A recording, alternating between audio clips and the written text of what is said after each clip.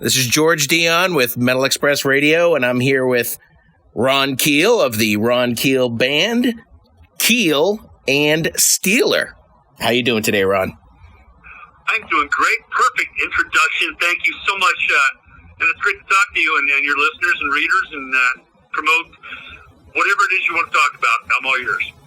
Awesome. I think we're going to start off talking about the demo collection that you released by Steeler over the summer, Come Hell or Hollywood, 1981 to 1982. Perfect starting point because that is metal, and this is Metal Express, and that is the roots of that 1980s LA metal explosion. Most of this new compilation was recorded in the band's very formative stages, all pre-Yngwie recordings with some of what the original lineup. And it is raw, it's unpolished, it's rude, it's nasty, and therefore it does sound a lot like the era in which it was recorded. And the fans seem to be really enjoying this. They love to take that trip in the time machine down memory lane. Both the fans that experienced it and the fans that didn't get to experience it. This is a treat for all of them. So have you been holding on to these recordings for years, or did you accidentally find them? This project was the bucket list and inspiration of our guitarist, Michael Duigan, who was a founding member of Steeler with me in 1980, just about 40 years ago, right now as we speak. And Michael had always wanted his era in the band to be represented, the formation of the band in Nashville, Tennessee in late 1980. Our first show was February 17th, 1981, and Michael had always wanted to showcase and feature what we did in the band at that time, the songs and the style that put us at the top of the LA metal scene with Quiet Riot, Rat, and those other bands, Motley Crue, that we were selling out large venues before Yngwie joined the band, and a lot of people don't know that or realize it. Michael deserves this, so really it was his baby. He had held on to many of these recordings through the years and had some of them remastered and started to do this deal with F&A Records. Steve Lockett and the folks over there, they brought me into the picture, and I just really acted as a consultant to try and make sure that Michael's vision was fulfilled and that the product looked and sounded as good as it possibly could. What do you remember about demoing these songs back in 1981 and 1982? I remember a lot of it. Some of it is obviously 40 years. There's a lot of whiskey under the bridge, but I do remember a lot of those times in the early stages when we would go into the studio and really we were so green. We didn't know what we were doing, and sometimes you got it, and sometimes you didn't. Some of these recordings were done pretty much live in rehearsal, so we would record demos at home because we couldn't afford to go in the studio, and then some of them were recorded in some nice studios in Hollywood back in the day, and you could tell the difference in some of these recordings. There are magic moments that shine on certain songs that nobody's ever heard before that haven't been released. For one is Let's Spend the Night Together, the Rolling Stones cover. It's the only cover Steeler ever did. Of course, I went on to record that song with Keel on 2 albums, Late on the Law and The Right to Rock. But Steeler did it first, and it's the only cover song we ever did. It was a lost treasure. I did find that one. I'll take credit for that. I found it on a cassette in the vault, and I've got thousands of cassettes, and many of them aren't even labeled. There's no way to weed through all this stuff. Do you remember how you put the band together back in 81? There were 2 bands in Nashville in 1980 that played loud, rude, aggressive, hard rock music. One was my band, Lust, and the other was a band called Sniper. And these guys, my band was more like AC/DC and jeans and T-shirts. Sniper was a show band. The big hair, and the spandex, and the scarves, and the animal prints, and the lights and the smoke and the pyro, and I just thought they were cool.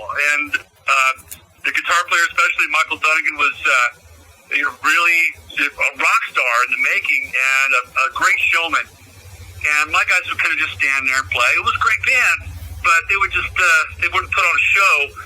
And so their lead singer, Bruce, from Sniper, and I were good friends.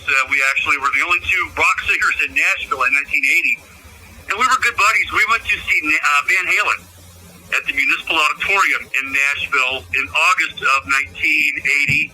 We saw that this is Van Halen at their prime, man. I mean, right. David Lee Roth was just untouchable with his frontman skills and how he screamed and strutted and held that audience in the palm of his hand and put on a show big time. And Bruce, who was the lead singer in the, quote, the show band, his dick was in the dirt, and he quit. He said, man, I'm done. I can't touch that. I'll never be that good. I'm going to just bail. I said, well, can I have your band? He goes, yeah. So I took his band, and we renamed it Steeler, and that's how it was born. A few months later, February 17th, 1981, we did our first gigs in Nashville, and quickly we were an apple tree in a cornfield, George, back then. We were the Motley Crue of Nashville in 1981. The music business was certainly not taking us seriously in country music city, USA. And we had built quite a following, and we had some serious momentum, and I thought, man, we got to take this thing to LA. And I didn't have any real insights on the business or how the scene was exploding out in Los Angeles or Hollywood at the time. I didn't know. I just wanted to get as far away from Tennessee as I could because I was running from my first marriage, and I just wanted to go as far west as I possibly could. So I can't take the credit for that, but it was being in the right place at the right time and landing in the eye of the storm in Los Angeles in the fall of 1981. And it was work, man. We suffered, we struggled, all the classic stories that you'll hear of bands taking a peanut butter jelly sandwich and slicing it in 4 quarters, and each kind of band gets a quarter of the sandwich. We did all that stuff. And we were not accepted in Hollywood, just like we weren't accepted in Nashville, because we were the country guys. We're the new guys, the hicks from Nashville. We had to fight our way, tooth and nail, no pun intended, up through that club circuit. We couldn't even get a gig in Hollywood. We started playing Pasadena, Orange County, up in the San Fernando Valley. We started playing the outlying areas and built a following there. So when we finally did break into Hollywood, all of those fans from the surrounding region converged upon the whiskey, packed the place, and really put us on the map. Plus a man by the name of Joe Benson at KLOS Radio. He was at our very first show in Los Angeles and took a liking to the band and gave us airplay on KLOS on his local music show. And all of a sudden, people knew who Steeler was, and when they came to see us, we didn't disappoint them. Did the demo songs from Come Hell or Hollywood get you the record deal with Shrapnel, or was it more your live shows? You know, it was that Cold Day in Hell single that we released, which is on this album. There are 2 versions of Cold Day in Hell, the quintessential Steeler signature song. There were 2 versions on this record. One is a lost version that's never been released before. The other is the 45 vinyl version that we released in February of 1982, which really got everybody's attention. We got some big reviews in the European press, Kerrang! Magazine, Sounds Magazine, and all of a sudden we were a force to be reckoned with. And, of course, everybody at that time, us included, was sending their stuff to Mike Varney at Shrapnel Records, who was instrumental in the careers of so many great guitarists and musicians, and certainly instrumental in my career, and still is to this day, 40 years later.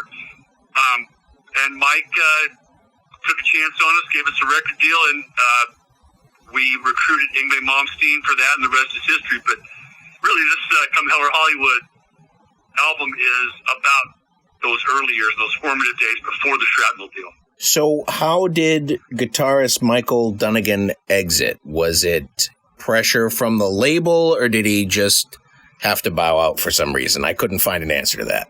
Yeah, you might want to ask Michael about that. Okay. Those are old wounds. Yeah, those are old wounds. No, and, I understand. It was my fault. I'll take the rap for it. Obviously, Yngwie's one of the greatest guitar players that ever lived, and the competition was extremely stiff with guitar players like George Lynch and Jakey Lee and everybody else on the scene in Hollywood then. And I chose the musical skills over the brotherhood. It's a regret that I've always had. Who knows what would have happened if we had not made that change? I don't know if Steeler would have been huge or if I would have remained in obscurity forever. There's no telling, man. And looking back, it was, I've considered it a mistake. Michael and I were estranged for decades.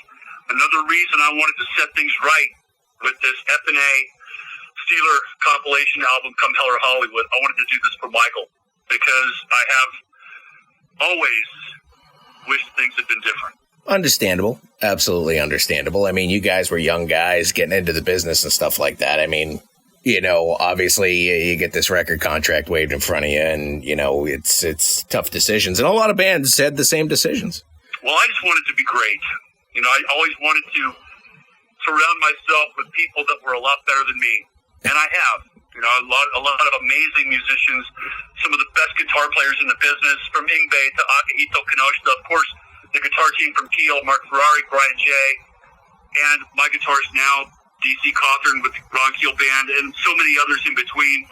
I've always wanted to have people around me that were way better than I was, so that would make me better, put the pressure on. And but sometimes the best musicians are not the best bandmates, and there's a lot to be said for chemistry. I just took for granted that everybody else wanted to make it as badly as I did, because I did. I was hungry. I'm still hungry. I wanted it badly. I took for granted that everybody else wanted it just as badly. Of course, some guys are going to, a talent like Yngwie is going to end up as an established artist like he has. I mean, he's had an amazing career, and he would have done that no matter what band he joined. I just heard something in him that I thought was very special, and we recruited him to join Steeler at the time we were making that first album. So describe to me what the Steeler Mansion was. It was a 3-room warehouse, big, tall ceilings, 20-foot ceilings, 3 rooms in a very bad neighborhood, very dangerous part of town, and it was a place where we could afford it. Basically, it was $300 a month to rent this place. It was cockroach infested. It was dangerous, and the stories that I could tell don't even come close.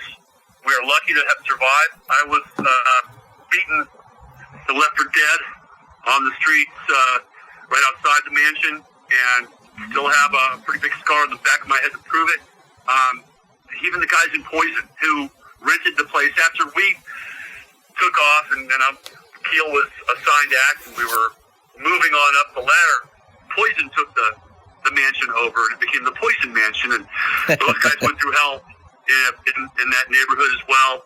We're lucky we survived, and it's some amazing memories, and a great place to live and work. We all live in the same room, basically. We sectioned off portions of the room with plywood, junk, literally built our cubby holes and bunks and so forth, so we had a place to sleep, and we carpeted the rehearsal room, and we had a place to play all day, every day. We rehearsed noon to midnight, and really, it was boot camp, and it was a very rough time, but it made us strong, and it helped us to compete with the other bands that were out there, and we had some hellacious parties there.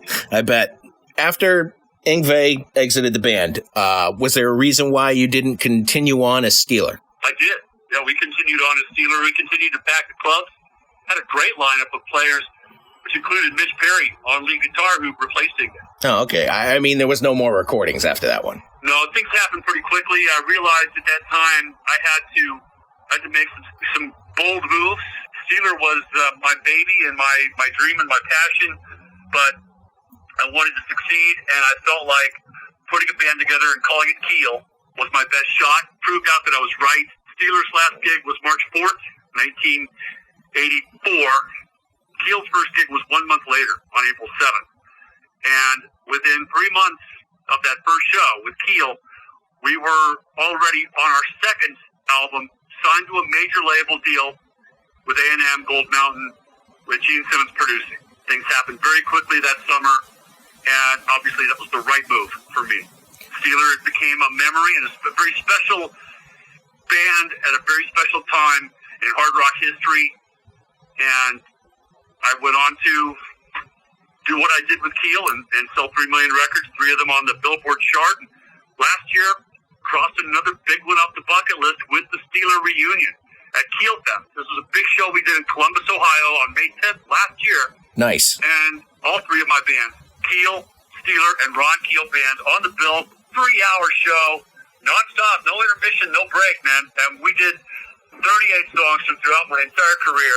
And Steeler back on stage again with Rick Fox, who played on the classic Steeler album, and Mitch Perry on guitar, who replaced Yngwie. So it was an amazing dream come true, and really cool to revisit some of those songs from back in the day that I hadn't sung since probably over 30 years or more. I hadn't sung some of those Steeler songs. Of course, Cold Day in Hell, still a big part of our show. We even do that with Ron Keel Band. Yep. Serenade from the Steeler album is a song that I do often in my solo acoustic shows to honor that period in my life and my career. But a lot of those songs, Hot on Your Heels, and Down to the Wire, and No Way Out, man, I hadn't sung those in 33 years. It was a blast with Rick Fox and Mitch Perry and Dwayne Miller from Keel on drums. So it's a really cool gig. We had planned on doing several more of those this year, but of course, COVID-19 had other plans. Yeah. But man, I'd love to bring Keel Fest to some other venues and some other cities in the future if the opportunity presents itself. Obviously, you formed Keel in 1984. You had a couple albums. We had a few albums on Golden Mountain Records. How did Gene Simmons get involved in all this? When we got signed to our major label record deal, the president of the label, Danny Goldberg, presented me with a list of potential producers. And literally, George, it was a who's who of everybody. Max Norman, Michael Wagner, and Tom Werman. I mean, it's all the All-Star, Hall of Fame producer list.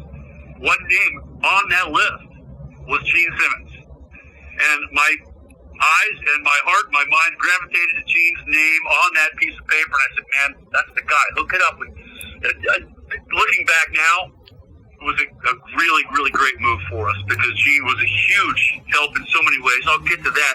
But it wasn't because of that. It was because he was the only guy on the list that I knew was a rock star, a singer, a songwriter, a performer, an entertainer. I thought I could relate to him. Plus, being a huge Kiss fan and growing up playing those songs and being, Kiss was a big part of my upbringing.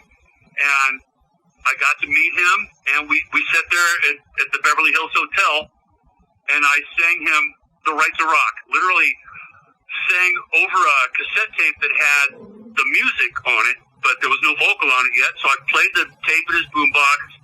I started spitting out The Right to Rock in his face, and he hit stop on the players. And I'm going to produce this record, and we're going to start Tuesday, and the rest is history.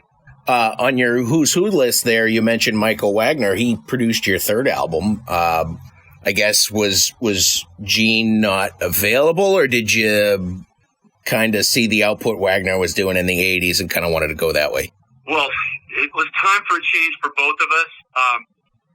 And Wagner, obviously, the sonic skills, I think, are unsurpassed. One of the greatest of all time in terms of being not only a producer but an engineer, hands-on, and the ability to record digitally in a situation where I knew we were going to get great sonic results. And Michael had a lot in common with Gene.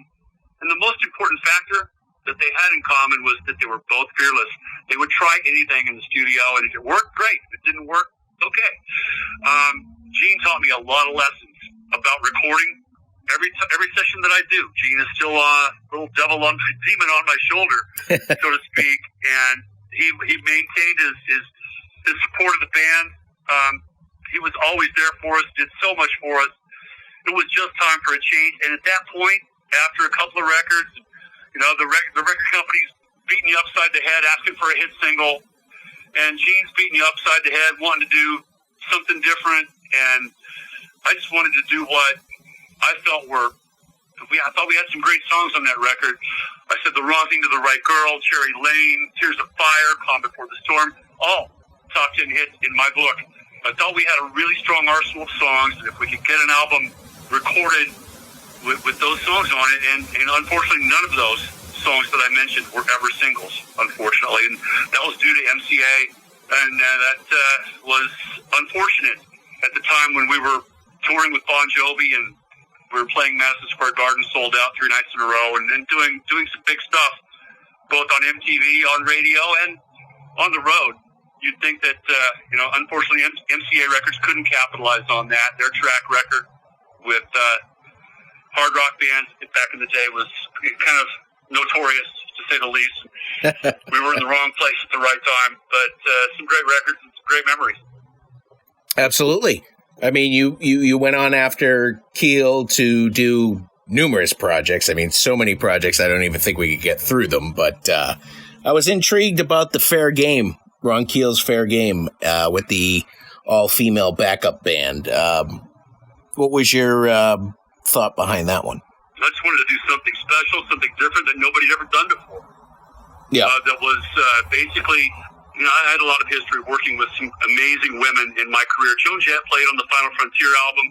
I co-wrote Rev It Up, title track for the second Vixen album with Janet Gardner and the Girls in Vixen. Mm-hmm. And obviously, who doesn't like hot female rocker chicks? I mean, absolutely. Put a band together behind me, and Gene was telling me at the time too. And Gene was out of the production picture, but he was still a friend and a counselor and a mentor for me, and he said, Ron, you should call it Keel. Everything I've done the last 30 years, he says, Ron, you should call it Keel. It's your name. And I said, Gene, it's just not right. That Keel lineup with Brian J., Mark Ferrari, Dwayne Miller was very, very special, and it did not feel right touring as Keel, even though it's my last name. It just never felt like the right thing to do, and so consequently, for 20 years, even though it's my name, I did not put a band behind me and call it Keel, because I think my integrity was a little more important. Plus, I like the challenges of trying different things, and I was looking for who Ron Keel was at the time. Who had I become after all those experiences in L.A.? Fair Game was a great band, man. Some great music, some of the best songs and vocals of my career, and the girls were hot. They were amazing. They were killer musicians. It was absolutely killer, and nobody had ever done it before. That's he's going to do something, do it big. I wanted to make history. Unfortunately, in 1991, 92, the ship had sailed, and Nirvana and Pearl Jam had taken over, and it would have been very, very difficult to maintain trying to get a new hard rock band off the ground at the time. And unfortunately, it didn't work out, but some great memories and some great music, and I'm still friends with those girls as well. I'd like to maintain as many friendships as I can with my ex-bandmates, and just cherish those memories. We played in the game together back in the day, and it felt good. It still does. Today, you got the Ron Keel Band, and you're kind of revisiting your Nashville roots with the Ron Keel Band. You got Fight Like a Band album, and then you did a covers album, South by South Dakota. The only question I had about South by South Dakota, I can't believe you didn't have Mississippi Queen on there. Well, Volume 2 is just around the bend, man. You never know, and that's a great call for that. Absolutely great call. I'll put that on the list. But otherwise, a great album, good covers, 38 Special, stuff like that. I mean, you really hit it right there. Thank you. I'm very proud of this new record, and I think it's just what we needed in 2020. Luckily, we had this thing ready to launch in April, and when the COVID-19 pandemic hit and the lockdown and all that, we already had the album in the can. We had recorded it without even knowing we were being recorded. We were warming up for the Fight Like a Band session. So me and the guys were warming up in the morning and then winding down at the end of the day, and ended up with some of these really cool cover songs that our engineer was recording, and we didn't even know it. I thought, what a great, it's organic, it's real. It's 5 guys in a room playing songs we love together, not even realizing that we're being recorded. There's something special about that, and I realized we had the foundation for a great Southern rock tribute album, and I'm very proud of the results. I think we'll do the same thing when we go back in the studio soon. We'll go in the morning, have a cup of coffee, and crank out Mississippi Queen, and then we'll get on with our day. At the end of the day, we'll probably Lay Down Highway song by Blackfoot, and who knows what we'll end up with, but I do envision a South by South Dakota Volume 2 to accompany our next full-length all-original album. Yeah, I was just about to ask that. If you're going to go down the original route after another volume of South by South Dakota. I'm always going to sing, write, perform, record, release songs. That's just what I do.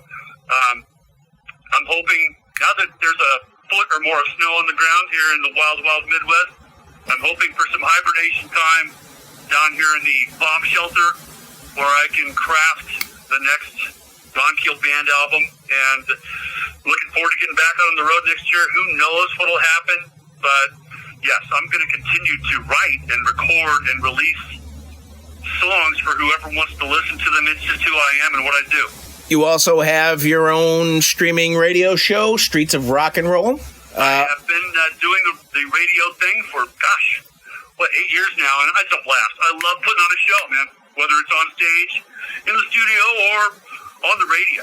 And the show I'm really proud of the results we've gotten with some great interviews with Rock and Roll Hall of Famers and tens of thousands of listeners. And it's such a great platform for me to put on a show every week. It's a lot of work, as you can imagine. It's a big production, and I tend to make a big production out of everything that I do. But I'm very proud of the radio show, Streets of Rock and Roll, airing on 8 stations worldwide. You can listen to it every day, somewhere. And all those links are, of course, on my website at ronkeel.com. Everything about me is at ronkeel.com. Links to the merchandise, the videos, the Patreon platform where I really go all in with my Keelaholics and our fans, and we engage online with exclusive audio content, music downloads, tons of stuff that you're not going to see on YouTube or Facebook or anywhere else. That's my work from home platform, and that's at patreon.com/Ron Keel. Absolutely. That was actually my next question. You're very prominent on social media and stuff like that, especially with the new Patreon thing. You got, the exclusive audio stuff with the Ron Keel band. You got the videos. You got the Ron cast. Are you thinking about maybe debuting some new songs through Patreon? I do it all the time. Oh, okay. All right. You're gonna hear new songs, and you're gonna see big production videos, real music videos, not just me in the garage. I've done both.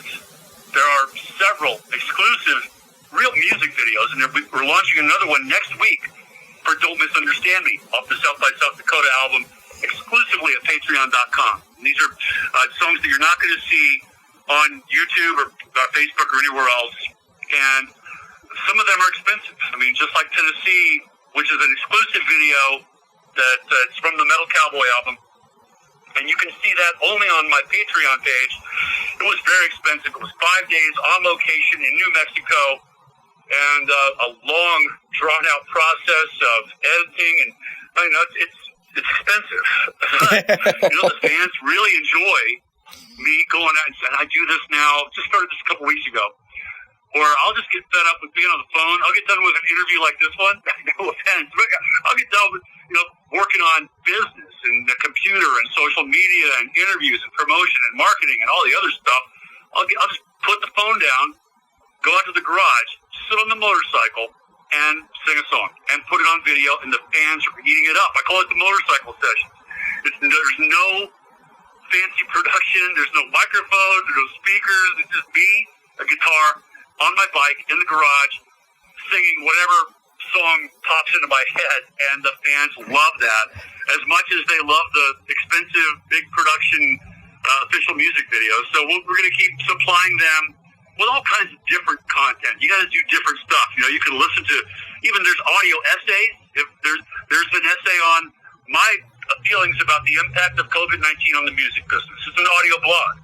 There's the Roncast uncensored interviews. There are songwriting workshops where I take the fans through the entire process of writing a song, from the first scratch on the paper, the first chord, to the final master. So we were doing songwriting workshops where I don't tell people how to do it. I just show them how I do it. And so many other interactive experiences. We're actually writing a song together with the Patreon members, the Keelaholics who want to participate. I'm going to write a song with the fans. So we're going to go online and everybody's going to give me their ideas, their thoughts, and their you got a chord progression, because I got a lot of musicians that are members of my Patreon, and they're going to come up with some chords, and everybody can spit out some lyrics, and we'll try and make sense of it all, and we're going to write a song together, and everybody's going to get credit on the song, everybody's going to get paid, and everybody's going to get to sing and play on it. That's one of our new experiences, our interactive, engaging experiences that we're having on the Patreon page. So anything I can do to entertain these people and to let the good times roll. It's a blast, and I really enjoy it. I think the people enjoy it as much as I do, and it's not all about me. It's become a family where they're a community, with or without me. They're a group, a tribe, so to speak, and they've developed friendships between each other that have nothing to do with me, and it really is an amazing group, community, tribal experience where we're able to gather together in live online video chats. We've got a chat room where people can post photos, comments, and interact with not only with me, but with each other as well. So I think it's a great platform for creators, especially if you're stuck at home. I was lucky enough to build this a few years back when my wife was diagnosed with cancer. And all of a sudden, when she got that diagnosis, everything changed. First of all, we were in quarantine 3 years ago. Yeah. And all of a sudden, your health takes top priority. Her health took top priority. I was not going to tour. I was going to take care of her as she went through chemo, radiation, 9 surgeries. But I had to find a way that I could work from home. And Patreon was the saving grace platform that allowed me to do that and build it, and now it's a blast. I wake up every day and say, what can I share with the fans today? What can we do that's cool and fun and entertaining? It's 23 cents a day, which is $6.99 a month, and for that you're going to get your concert, multiple concerts. You want to see the first Keel show ever? It's on there. You want to see the latest show I just did? It's on there, and everything in between. Your wife's doing better? Yeah, she's fine. She's cancer-free. It was a tough battle, and she wrote a book about it to share that experience with people. We're very proud of that. It's called Anything But Pink on Becoming a Cancer Survivor. You can get that on her website, ReneeKeel.com, or on my website, RonKeel.com. And she is fine. Thank you for asking. And healthy and 3 years. They don't say cancer-free anymore. They say no evidence of disease, NED, I think it's called. So we're very thankful that our story had a happy ending and that she's okay. And she's the reason I'm here. And if it weren't for her, I certainly wouldn't have any of this stuff. There wouldn't be a Keel reunion or a Ron Keel band or a Keel Fest or a radio show or any of that stuff. Her positive energy fires me up and keeps me motivated to be worthy of the love she gives me. So I'm all about working hard, having a good time, and partying hard, and staying positive. That's excellent. That's great to hear, actually. I mean, you're definitely killing social media. You're definitely, obviously, killing in a good way. You're killing it on social media. You're killing it on social media and interaction with the fans. I mean, do you find that today it's easier than 40 years ago trying to connect with an audience? Connecting, yes, because I have these personal interactions on so many platforms every day with so many people. It really is like doing a perpetual meet and greet 24/7. Whereas back in the day, we'd shake hands and take a picture at the merch table or at the in-store appearance when we were on the road. You stop at the record store and people wait in line to get an autograph and a picture, and that stuff. All the interaction that you could achieve back then. Today it's fantastic that we can interact with so many people all around the world on so many levels. It is exhausting. It's a lot of fun, man. I wouldn't have it any other way. And I love being myself with these people and being on social media and giving them something to. I'm just sharing myself. The entertainer gene in me has always remained the same since I was just a kid.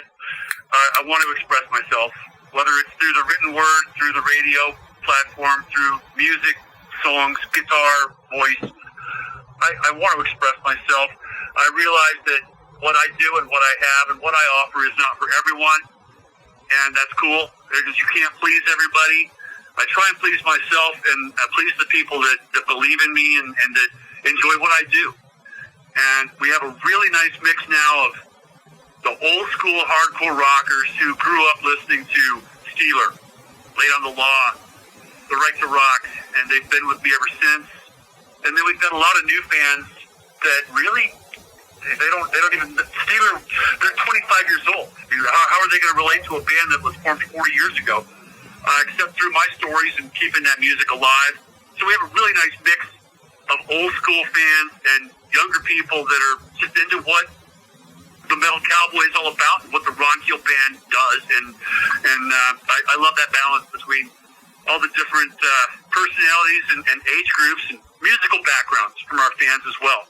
Absolutely. Ron, I've had a great time talking with you from 1981 to 2020. I mean, you're really killing it. I mean, I kind of lost sight of you probably after Keel, but going back and looking into what you've been doing since then, I mean, you're really killing it. You're keeping your fans engaged. I mean, there's plenty of musicians that don't keep their fans engaged. There's plenty of musicians that don't keep up with social media, and I think that's really the future of music at this point. I agree, and I enjoy it as well. I'm entertaining myself while attempting to entertain everybody else who wants to come along for the ride.